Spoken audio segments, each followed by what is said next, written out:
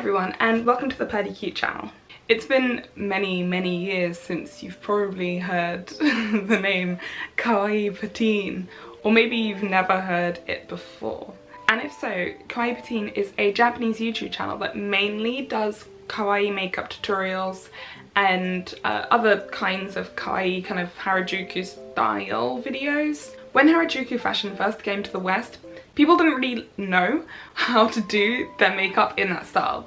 Western style makeup was so drastically different, and there was no crossover at that time, so people really didn't know where to start, and that's where kawaii pateen really helped. They get a lot of models and idols and Japanese figureheads in harajuku to do makeup tutorials for everyone and show everyone basically how they did their makeup and what the correct ways to do your makeup for each style were. So it was just like a really massive thing in the past. Kawaii pateen would sometimes get up to 1 million hits on their YouTube videos. But now I don't see anyone actually talking about them. I don't think anyone remembers them at all. I think they have just been forgotten completely to the wind. They have fallen into the pits of YouTube irrelevancy. And before it was growing not super duper fast, but fast for something that really only hones in on harajuku fashion instead of broader topics. So it was gaining quite a few subscribers. But for the past year, it's kind of just been stuck at around 470,000 subs. So as one of the people who used to watch kawaii pateen a lot, I wanted to know what has happened to it and why it's not getting the same amount of views as it was before. Now, I'm not a scientist. Disclaimer, I am not a scientist. But I thought I could take a stab at figuring out exactly what has happened. So this is my theory. This video is just a theory of what's happened, and if my theory is correct, a solution, how to fix the problem. So everyone, your job is to tag kawaii pateen in this. I'm joking, don't do that. But if kawaii pateen happens to see it, I've got some groundbreaking solutions for them that they need to hear. So this is my theory as to why kawaii pateen is no longer relevant. Strap in, boys, this first one is pretty groundbreaking. Times have changed. But seriously, times have changed, people have moved on.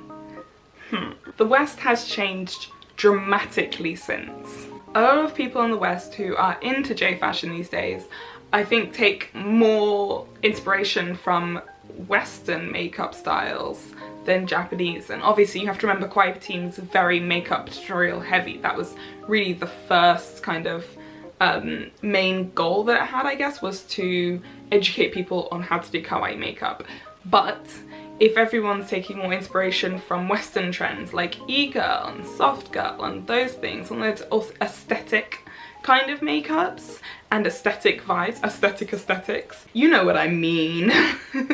If people are taking more from the Western aesthetics that have kind of evolved from like harajuku fashion but have become their own kind of Western thing to suit a Western face, then they have less need for Japanese makeup tutorials that suit Japanese faces, if you get what I mean. And a lot of the time as well, the makeup done by Western influencers looks a lot more professional because it's actually done by makeup artists as opposed to models and idols. So I just think that kawaii pateen have kind of dropped the ball here. They're a little bit behind the times. People aren't really looking for that, and they're not really appealing to a Western audience, which I think was the majority of their audience before.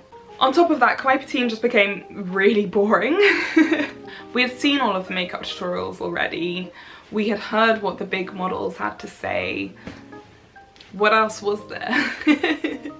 They just kept kind of churning out the same stuff over and over and over and over, and the layout of the video was the exact same. There was no variation, and it became very repetitive and very boring. Even to this day, it's the exact same. And finally, I think kawaii culture just isn't really the same anymore. People don't really look up to models in the same way they did in the past. People don't really know who the new models are. You know, we know Misako, we know Midori, we know Minori, we know Kure-chan. but we don't know anyone who's new, and we've heard what they've all said. We know what those models are like, and people just don't really care about them in the same way that they did before. People are like, oh look, it's Misako, oh look what she's doing, but I don't really think people feel the same way about models that they did in the past, because we have Western kind of J fashion influencers now. We have a lot of like Western Instagrammers and YouTubers who are posting all the time and are very personal, and I think definitely as Westerners we can connect better to them. We speak the same language most of the time. Most of the stuff is in English, and so, you know, we can connect with people a lot better, and we have our own communities, and we don't rely on Japan so much. We don't rely on their media, we don't rely on their models, we don't rely on their influences as much. So it's all good and well having my criticisms of kawaii pateen, but I don't really want this video to just be like, oh my gosh, kawaii pateen is just bad now. I genuinely believe that there is a space for kawaii pateen still, but they need to evolve, they need to adapt to this new culture. So here is my 4-step plan to making kawaii pateen a great channel. I think the biggest thing is they need to broaden their horizons. They mostly make their videos in Japanese, and they have so many translators on board. I know that they have like quite a few people who speak quite a few different languages and come from different places in the world, and I think they need to look at the communities in those parts of the world and see what's popular there. The kawaii community is not dead. It's just not focused as much on Japan as it used to be. I've heard it from a lot of Japanese people. They always say that Japan is the place that kind of takes other countries' things and makes them better, so they should do it with this as well. They need to figure out what kinds of makeup people want to see, and in general what kind of videos people want to see, because a lot of people still want to watch this content. They still want that content. It's just that kawaii pateen has not quite hit the nail on the head.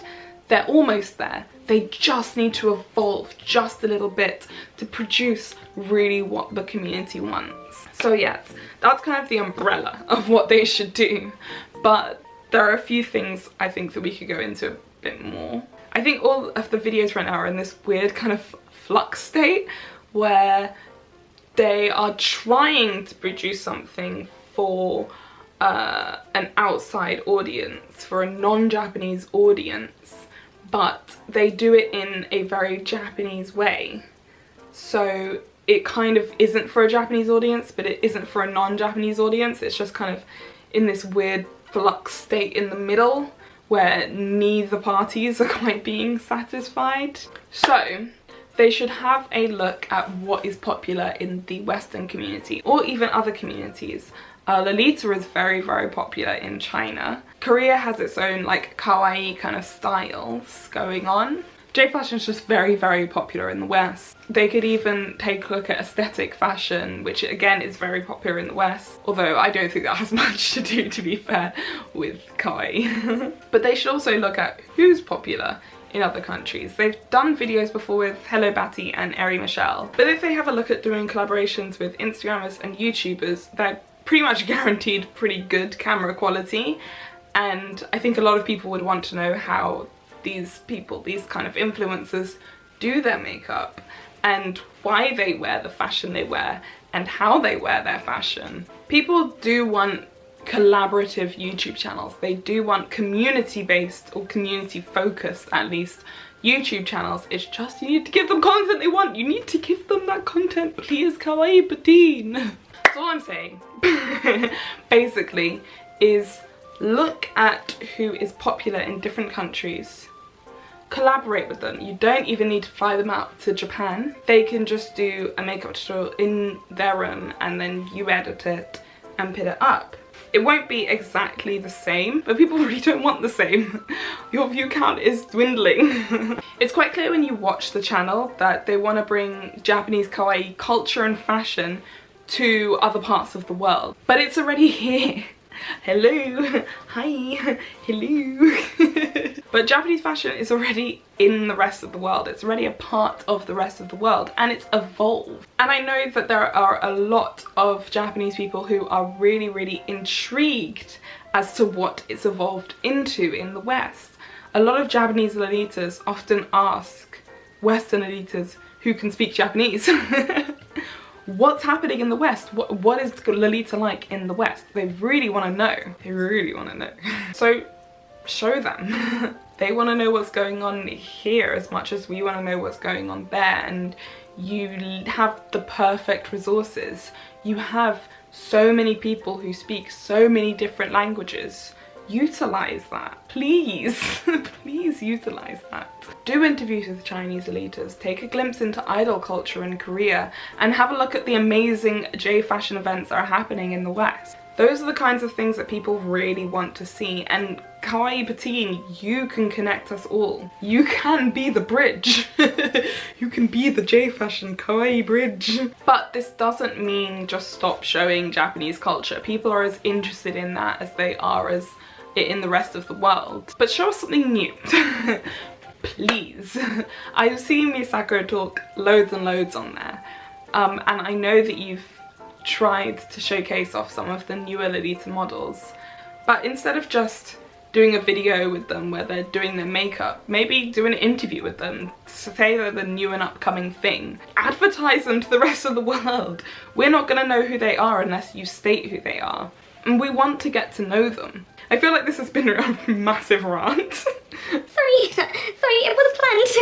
Sorry. But kawaii pateen has so much potential. I think everyone wants to connect with people in different countries. I know for a fact that I really want to know what's happening in China. I feel like we don't get a lot of what is happening with the Lolita scene in China. No one really knows what's happening with Harajuku. The last we heard, it died. Did it get revived? Is it alive? People want to know. Please, I want to visit Harajuku one day. Onegaishimasu. Shinimashita ka? Honto? Komatta. But I think a lot of people they're wondering, if Lolitas don't hang out at Harajuku anymore, where are they hanging out? Are there Lolita events in Japan? I know there are, I've been to them. But I'm asking for other people. This is the content that a lot of people want to see, but not a lot of people can achieve. People don't have the resources to do this, but I know that you do. So please, onegaishimasu. Do.